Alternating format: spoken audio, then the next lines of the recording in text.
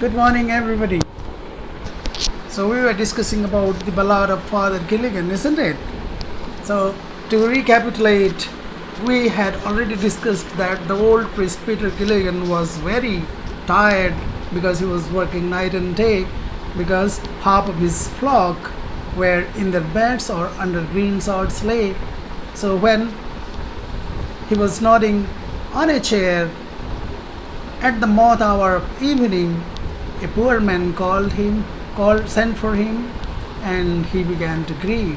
That is what we had already discussed. So, the Ballad of Father Gilligan, as you know, is written by W.B. Yeats, and we are going to begin with the third stanza.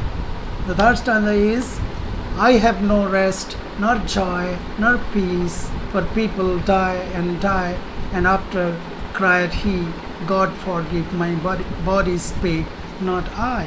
So here Father Gilligan is complaining after listening to the words of the poor man.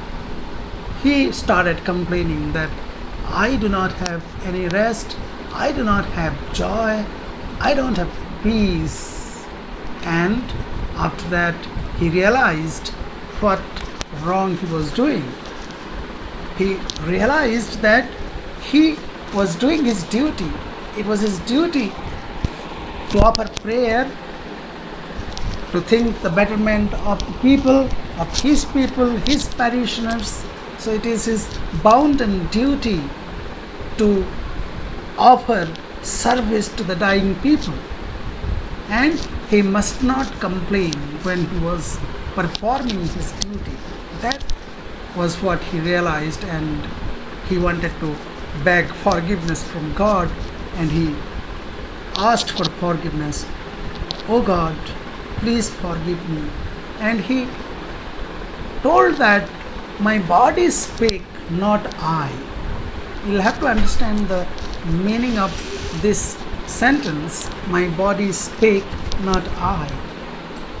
Physically he was weak, physically he was tired, because he has mentioned that his body spake, not I. I means his soul, his inner self. He was not tired, he did not complain.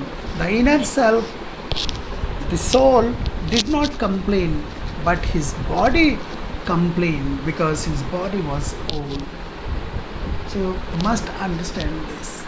Do not get confused that he was physically weak or mentally he was tired or physically tired. Don't get confused here. He was physically tired because he has already mentioned here, my body spake, not I. So moving ahead to the fourth stanza, let us see what is the fourth stanza about. He knelt, and leaning on the chair he prayed and fell asleep, and the moth hour went from the fields and stars began to peep. Here he knelt. As he had committed a mistake, he wanted to beg forgiveness from God, so he wanted to pray God, and he offered his prayer. Leaning on a chair, he offered his prayer. And as he was very much tired, he fell asleep. Unknowingly, inadvertently, he fell asleep. And when he fell asleep, at that time the moth hour went from the fields. Here, moth hour is personified, as if he is a person and he is going away from the field. That was what described here. So moth hour went from the fields. Here the figure of speech used is personification, you can say. And stars began to peep. Stars began to peep. Here stars started to peeping. Peep means to look through a small opening, that is peep. So stars began to peep, as if a person is peeping. Many people are peeping, like that the stars began to peep. So here another personification you can find. So here the fall of the night has been described. The night has come. The moth hour has gone from the fields. That means the evening has already passed. Then moving towards the fifth stanza. The fifth stanza is, they slowly into millions grew. and the leaves shook in the wind, and God covered the world with shade and whispered to mankind. They slowly into millions grew. What is the meaning of they? They here the stars, because in the previous stanza the last line is and stars began to peep, and the next stanza they slowly into millions grew means the stars grew into millions. So this is the transition of evening into night. The evening went from the field, the night fell, the night came, and millions of stars could be seen in the sky, right? And leaves shook in the wind. When the night falls, at that time you can see, you can feel, you can experience gentle breeze blowing. So gentle breeze started blowing, and the leaves started shaking in the wind, and God covered the world with shade. God covered the world with shade and whispered to mankind. Whispered to mankind. These things like shaking of leaves, covering with shade, and whispering, all these three things reminds somebody special, that is the mother. As the mother does to the child, she fans the child so that the child can sleep.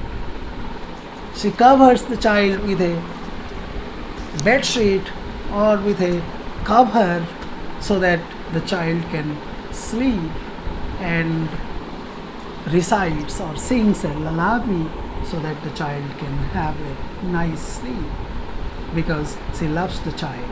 In the same way, God loves mankind.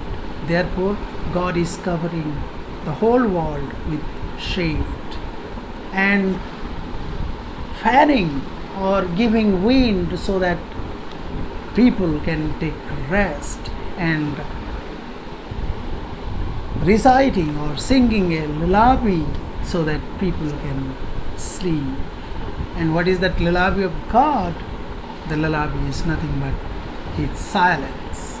God is singing His lullaby with silence. So God is whispering to mankind means there is silence prevailing everywhere, and the night is covered with shade means darkness. And this finishes the third stanza and fourth stanza, and also the fifth stanza of the poem, the Ballad of Father Gilligan. In the next video, we are going to learn the last few stanzas. Till then, bye bye.